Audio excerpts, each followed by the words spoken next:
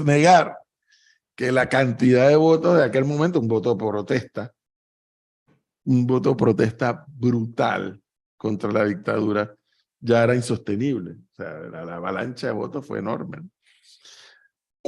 Pero Saúl andaba por Brasil en las elecciones.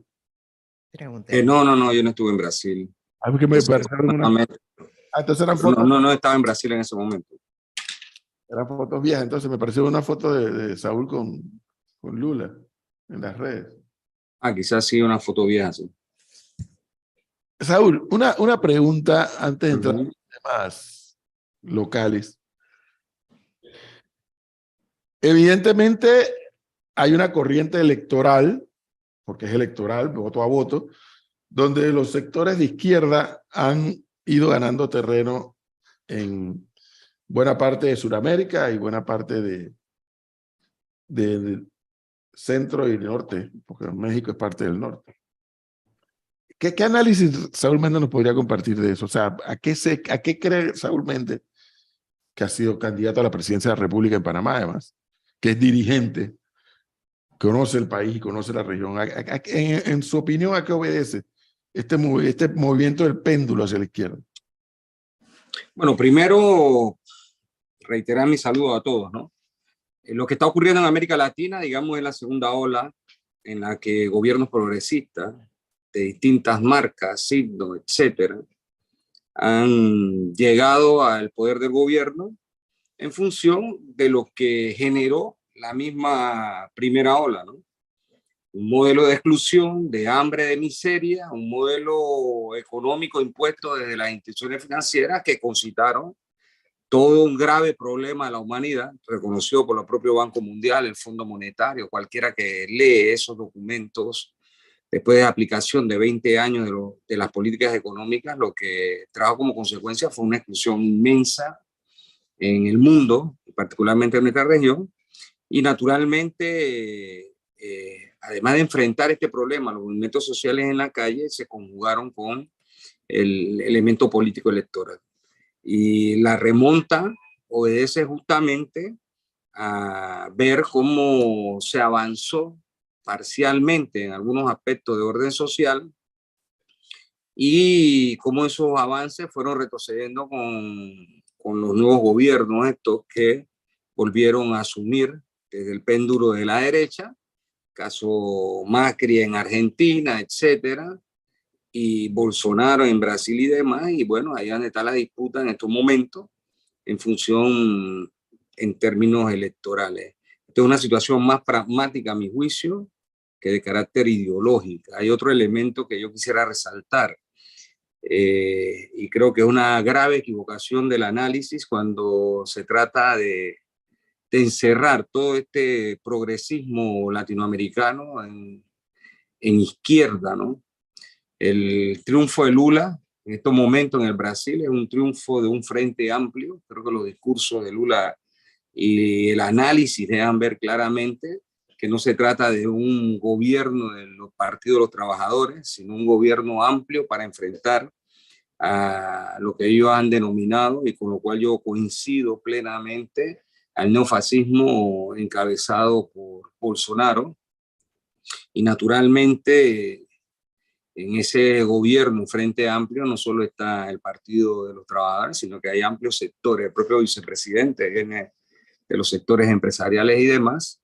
Así que digamos que es una conjugación de los sectores quizá más democráticos, con proyectos de nación, que pueden estar enfrentando a los sectores más recalcitrantes de las políticas económicas no liberales, del trumpismo, como se le ha llamado en el análisis último, con el avance de estos sectores de ultraderecha conjugados con expresiones religiosas, específicamente de la llamada protestante, etcétera. Así que yo creo que eso es lo que está pasando en América Latina. Claro, pero ahí, profesor, antes de irnos con temas locales, porque sí quiero aprovechar esa pregunta, don Saúl, uno se da cuenta que los discursos de izquierda a la hora de buscar votos comienzan muy radicales y luego se van más hacia el centro. Pasó con Gustavo Petro, pasó con Gabriel Boric, incluso pasó con Lula, hablando y acercándose mucho al tema religioso o a esa comunidad importante religiosa de Brasil. Pero la pregunta es, en este momento hay dos izquierdas gobernando en América Latina. Está la izquierda progresista, que se están debatiendo en cuanto al liderazgo, el señor Boric, el señor Lula, el señor Petro y el señor AMLO, en donde también podemos meter incluso a Pedro Castillo. Y está la otra izquierda, que está liderada por, incluso señalada por estos gobiernos de dictaduras, violación de derechos humanos, como Venezuela, Nicaragua y Cuba. Criticadas incluso por Petro, lo acaba de publicar en una entrevista al País, en donde confirma que en Venezuela se violan los derechos humanos, lo mismo Gabriel Boric, etcétera, etcétera. Saúl Méndez, ¿en dónde se sitúa? ¿En la izquierda progresista de esta nueva oleada, que repito, liderada por Petro, Lula, Boric y AMLO, o en la izquierda de Díaz-Canel, Maduro o Daniel Ortega? Bueno, primero, esos mitos de izquierda progresista y mitos de izquierda de otro tipo, yo no lo comparto, no comparto esos criterios, por un lado. Por otro lado, es cierto, y por eso yo he hablado de un progresismo en América Latina, en el que hay diversos actores, pero cuando tú ves el componente de la línea mediática, hablan de una izquierda como si eso fuera unísono, que todo actúa de la misma manera. En realidad, lo que nosotros entendemos, y yo entiendo en mi análisis, es que hay procesos de cada uno de los países como corresponde, y además de eso, cada uno de estos actores no representa exactamente un pensamiento como se le quiere tratar de capsular, de izquierda. Violaciones de derechos humanos las hay en Panamá, las hay en todas partes del mundo. Y yo creo, a mí no me van a confundir con esa posición mediática que tiran a todo el mundo. Los gringos fueron y hablaron con Maduro, ahora no es el dictador Maduro. Igual los europeos están hablando con él porque quieren el petróleo, pero cuando quieren crear a un dictador también lo hacen mediáticamente. Entonces yo en esos parámetros no me muevo. Yo me muevo sobre análisis científico de la realidad, y sobre el análisis científico de la realidad sí hay polarización, como se presentó en Venezuela, la confrontación que generaron desde la derecha allí. Yo tengo un análisis de esa situación concretamente, y naturalmente no voy a repetir eso que dicen que no, que prendieron la mula, como le llamamos los panameños, el articulado en el puente ese, Simón Bolívar. La prendieron los venezolanos cuando el mundo vio, incluso los medios de derecha así lo ratificaron, como CNN y otros, de que la bomba molotov y helicóptero había salido desde el lado colombiano. Así que yo creo que eso no es lo que se trata. Yo no me ubico en ninguna parte. Yo creo que tengo el criterio suficiente para poder analizar todas las partes, obviamente, y sí sé de procesos revolucionarios como el cubano, que es un proceso de toma del poder por las armas del pueblo, es una revolución triunfante, como todo el mundo conoce, y también conozco el proceso nicaragüense, que no es lo mismo, como no es lo mismo el venezolano, como no es lo que acaba de ocurrir en Chile o en Brasil, nada de eso es igual, y cada una de esas cosas obedecen a su realidad concreta. Eso es lo que yo pienso. Yo no tengo que ubicarme en ningún lado. Bueno, tema apasionante, indiscutiblemente, pero que creo que también buena parte de los oyentes quisieran escuchar la parte local, Saúl. Ajá. Creo, y bueno, Saúl Méndez, como toda la gente que está en Suntrax, en Frenadeso, o como los que están en los sindicatos industriales o en el CONEP o la Cámara de Comercio, todos, creo, como panameños, estamos demasiado preocupados por el tema Caja de Seguro Social. Habrá tiempo para seguir analizando el tema regional y el tema ideológico, que es apasionante. Pero ahora mismo siento que los panameños, no los que están en cabezas de gremios como Saúl, como el presidente, la presidenta de la Cámara de Comercio, o la Junta Directiva del Seguro Social, o el resto de los dirigentes sindicales, que probablemente tienen más elementos de juicio sobre el tema Caja de Seguro Social, porque están más de cerca al tema. Pero lo que yo estoy notando, Saúl, o sigo notando, y es lo que quiero preguntar, es no hay forma de llegar a un consenso sobre el tema Caja de Seguro Social entre gremios de trabajadores organizados, gremios de empresarios organizados, los representantes del Estado panameño, que es el gobierno. O sea, parece que no hay forma de ponerse de acuerdo. Yo creo que el tema del seguro no es un tema aislado, no puede analizarse aisladamente, sino que tiene que verse dentro de la realidad panameña. Nosotros presentamos un estudio que hicimos, 80 años de saqueo de los recursos de la Caja de Seguro Social, y el grave problema de esto es los robos que se han dado en la institución, y quienes han robado se han quedado con lo robado. Sus herederos disfrutan de eso y nosotros somos el criterio que hay que expropiar cuentas bancarias, bienes y todo lo que se han robado y volverlo a depositar a la Caja de Seguro Social. Y los actores de eso, si no están en vida, pues obviamente no podrán ir a la cárcel, pero los que están en vida deben ir a la cárcel. Esto es así de sencillo. ¿Qué ocurre con la Caja de Seguro Social? La primera forma de financiamiento y la más importante es la cuota obrero patronal. Si no hay una política pública que genere empleo para que los trabajadores formalmente puedan cotizar a la Caja de Seguro Social, obviamente los programas no tienen cómo financiarse, por un lado. Pero lo más grave de todo esto es la reforma del año 2005 de Martín Torrijos y toda la que la avalaron, porque no solo era Martín Torrijos. ¿Y a qué obedecía esa reforma? Obedecía a las reglas neoliberales creadas desde afuera del país, extranjeras, del Fondo Monetario, del Banco Mundial, que apuntaban a las reformas paramétricas, de aumento de la jubilación, aumento de las cuotas, aumento de la densidad de las cuotas, disminución del pago de las pensiones, que es lo que han aplicado. Pero lo mortal de eso fue haber liquidado el programa solidario en el cual se encuentra un número importante de panameños que lo dejaron sin financiamiento. ¿A qué me estoy refiriendo cuando dejan el programa sin financiamiento? Bueno, gente como yo que tiene 52 años, que estamos en el sistema solidario, estamos pagando nuestras pensiones, pero para que se paguen, o pagando nuestras cuotas para que se paguen las pensiones de los que hoy están jubilados. Esa era la regla del juego.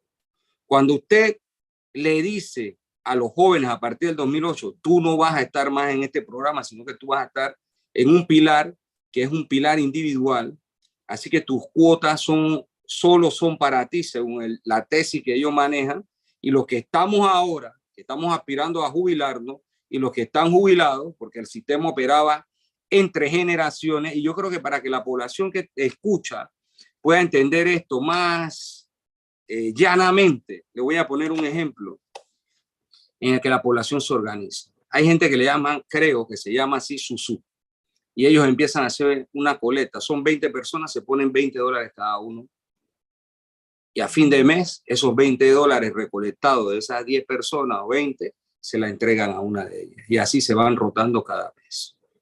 Bueno, así funciona la Caja de Seguro Social. Entre generaciones había la forma de financiar las pensiones. Entonces, este gran hueco creado por el gobierno de Torrijos y quienes aprobaron esa reforma han generado el problema que tenemos hoy. Eso se sabía desde el año 2005. Desde el año 2005 se sabía que cuando usted le quita la fuente de financiamiento al programa actual, usted deja a la gente sin cómo financiar la fuente, y el gobierno tendría que hacerse responsable de eso, obviamente, porque fueron los que propugnaron eso. Debieran ser los empresarios, que son los que han estado detrás de esta reforma hace mucho tiempo. Con el nuevo sistema creado para los nuevos jóvenes, claro, la gente joven no empieza a pensar en jubilaciones, sino cuando empieza a avanzar en su etapa de vida.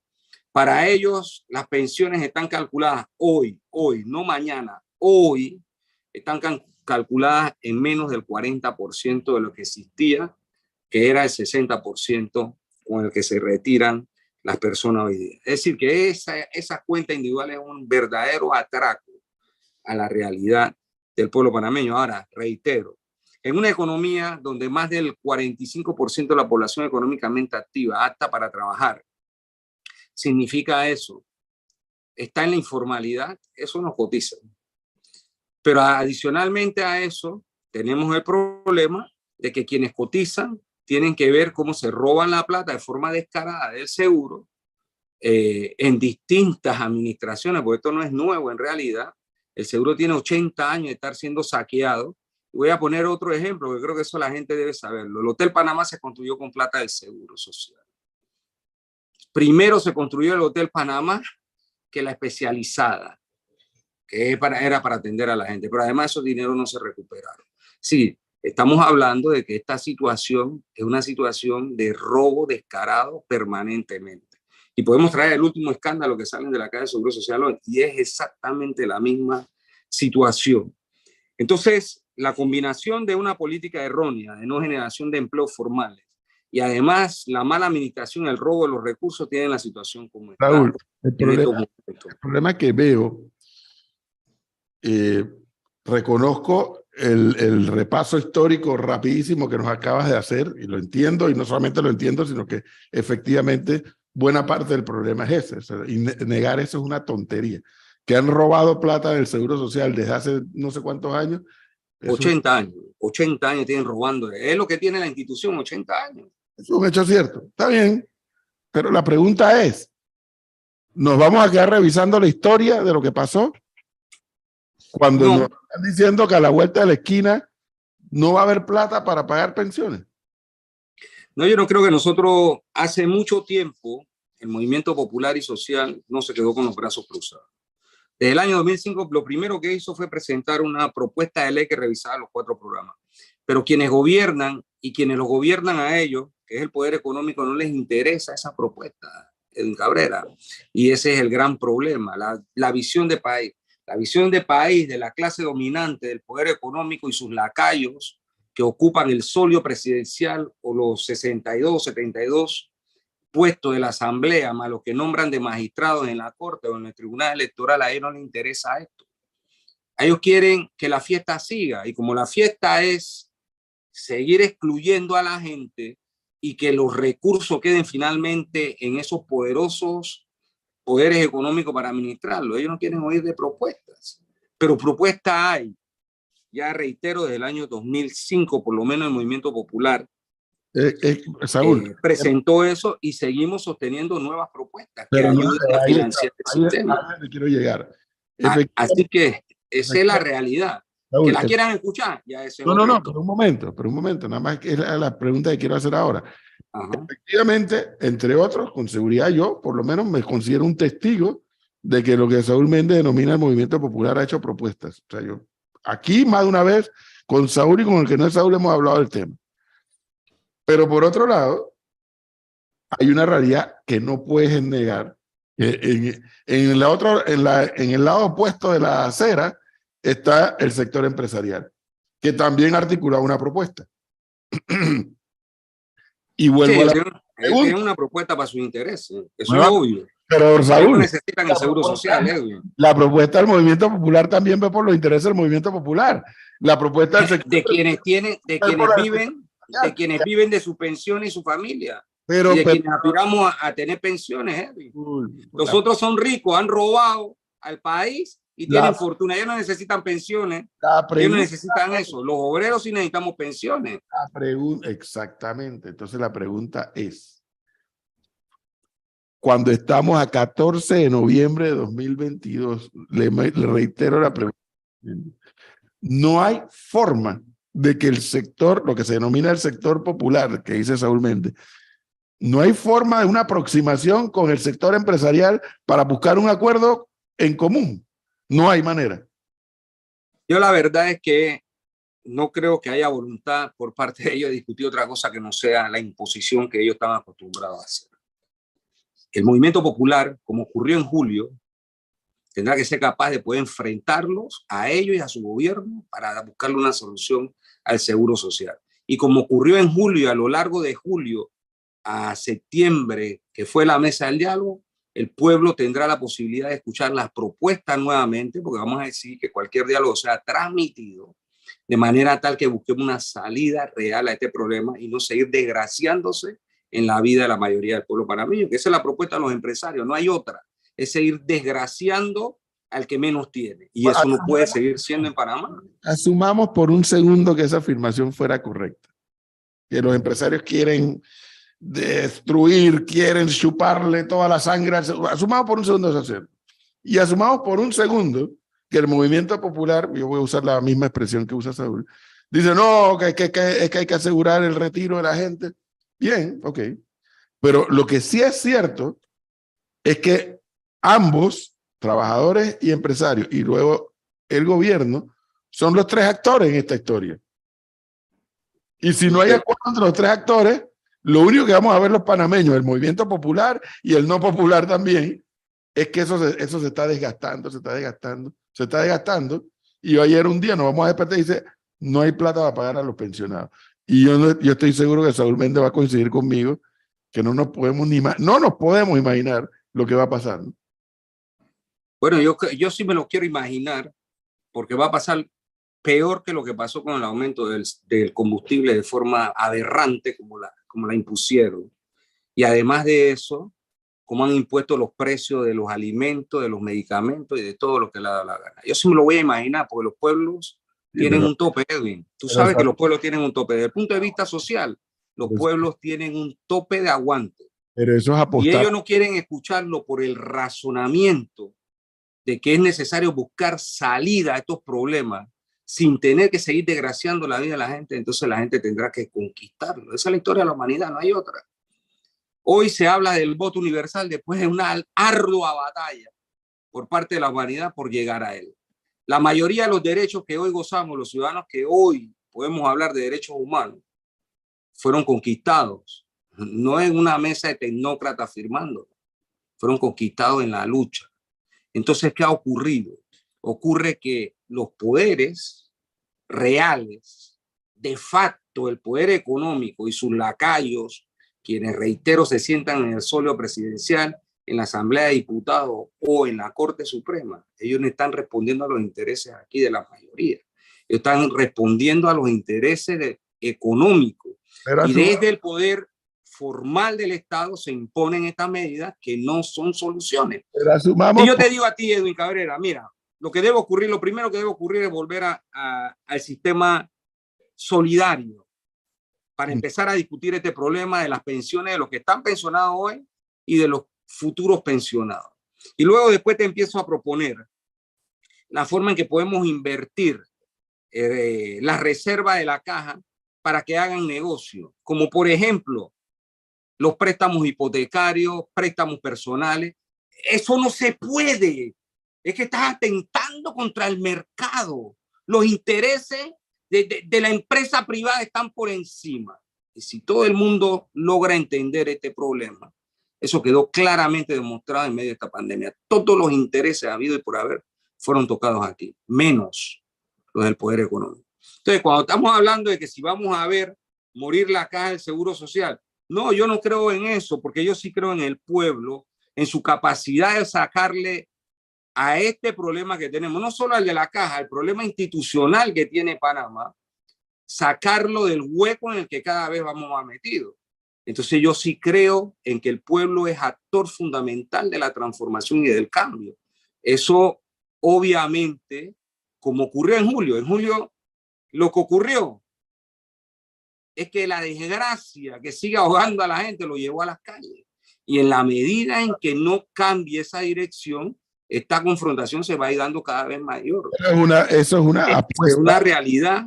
Pero lo de Julio que fue un hecho cierto y que, por así decirlo de alguna manera, el levantamiento popular que hubo logró objetivos, pero es una apuesta a la anarquización del país. Yo no apuesto a eso. Primero, yo no estoy hablando de anarquía. Yo estoy hablando de, como yo lo entiendo, de democracia pura y dura, del actor dueño del poder único. Como los demócratas hablan de la democracia, pero cuando el dueño del poder actúa, espérate, eso no es o es terrorismo o es anarquismo, no. Es agotamiento de los problemas que uno a otro.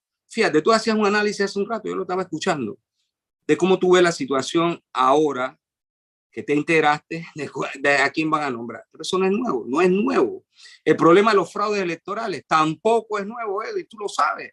No solo quedémonos en el periodo militar, veamos de ahí para atrás, 1903 hasta ahí, cómo se robaban las elecciones, se daban golpes de Estado. ¿Quiénes? Los oligarcas.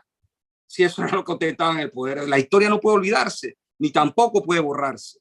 Entonces, este problema que vemos en el Seguro Social, que vemos en el Tribunal Electoral, que vemos en la Corte, que vemos en la presidencia, que vemos en la asamblea. Nadie va a poder ocultarlo. Y el pueblo tiene que llegar al momento que le va a poner un tope a esto, porque la ruta que nos están llevando obligadamente, porque eso no le pueden llamar democracia bajo ningún criterio, es a la ruta de la desgracia. Y eso está plenamente demostrado. ¿Cuánto es el nivel de pobreza en estos momentos? ¿Cuánto es el nivel de salario de la gente? ¿Cuál es el costo de la vida? ¿Cuál es la anarquía que existe en los mercados y los precios cómo se ponen? ¿Hasta cuándo ustedes creen que la gente va a seguir soportando? Pero entonces, Bueno, entonces la gente Saúl, tiene que buscarle una salida. entonces, Eso es lo que está Saúl, ocurriendo también en Latinoamérica. Veámoslo concatenadamente. La gente pelea en la calle, también combina su forma de lucha, calle electoral, y busca salida a sus problemas. eso Es lo quiere que puede decir estar pasando. entonces, eso quiere decir que para usted en el 2024 alguien con esa atracción del movimiento popular va a ser presidente. Porque No, yo no puedo hacer un análisis tan fuera de la realidad como usted lo acaba de plantear. Estos problemas de orden social son tan científicos como cualquier otra ciencia. Las ciencias sociales son reales, existen. Sus contradicciones son reales, el sistema es real, la lucha de clases es real, los intereses son reales. Y eso no se mueve por la voluntad de Saúl Méndez, ni se mueve por la voluntad suya. Es decir, este es un proceso realmente que se está dando de acumulación de fuerza social para el cambio y de lucha del pueblo. ¿Cuándo estalla esto? ¿Cómo estalla? El desarrollo que se va a dar en esa situación, pues obviamente es posible entrar en la coyuntura y generar la coyuntura, y es posible seguir viviendo la coyuntura como se está viviendo hasta ahora. Así que yo no me atrevería a aseverar algo como lo que usted plantea. Yo creo que la lucha del pueblo tiene que ser una lucha realmente combinando todas las formas para poder buscarle una salida real. Y nosotros propugnamos por esa salida, creemos en esa salida, creemos que es posible construir una verdadera y real democracia y entrar en un proceso de tránsito a un mejor estado, a mejores condiciones de vida y mejores leyes, ¿no? Que es lo que al final es la aspiración de la gente. ¿Qué quiere la gente? Yo no escucho al pueblo panameño diciendo que su máxima reivindicación es que cada panameño sea multimillonario. Pero si hablamos con la gente quiere salario, quiere trabajo, quiere educación, quiere salud, quiere vivienda, las cosas básicas que la humanidad en algún momento conquistó, pero que aquí cada vez se niegan más.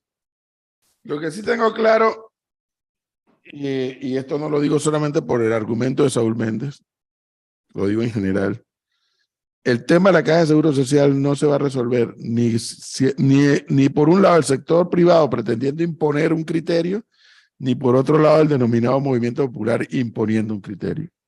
Así no se va a lograr nada. Y lo que sí creo que se tiene que buscar, porque pero parece que es muy difícil, es un punto de acuerdo mínimo indispensable que parece que no lo han encontrado. Pues, pero bueno, seguiremos esperando, Saúl, pues ni modo. Desafortunadamente no podemos seguir bajo la misma parámetro. El movimiento popular no tiene la fuerza para imponer todavía las cosas. Ojalá lleguemos al momento en el que el pueblo ejerza esa democracia real e imponga por su voluntad soberana que acabe la forma en que se están llevando los graves y grandes problemas en Panamá. Que acabe la impunidad, que acabe el robo, que los corruptos vayan presos, que haya institucionalidad real, que la gente se sienta satisfecha, que lo que paga en impuestos le revierte en bienestar social, que haya seguridad social universal. Yo creo que esas aspiraciones, que son las básicas que el pueblo quiere, en realidad quienes se las niegan y le imponen, eso sí le imponen el poder económico a través de sus instituciones formales, le imponen las condiciones de vida que tiene la población panameña. Entonces, esa imposición debe acabar, y la única fuerza que es capaz de acabarla, a mi juicio, en mi entendimiento y en mi análisis, es el pueblo panameño con sus expresiones organizadas. Así que no creo que la situación es solo esperar, sentarse a esperar este tema. Fíjese, hay una amplia campaña que tienen los medios de comunicación, término general de las grandes corporaciones, todos los días, los mismos voceros, cintillos, etcétera. Eso no lo tiene el movimiento popular, y esa imposición tiene que calársela el resto del pueblo panameño.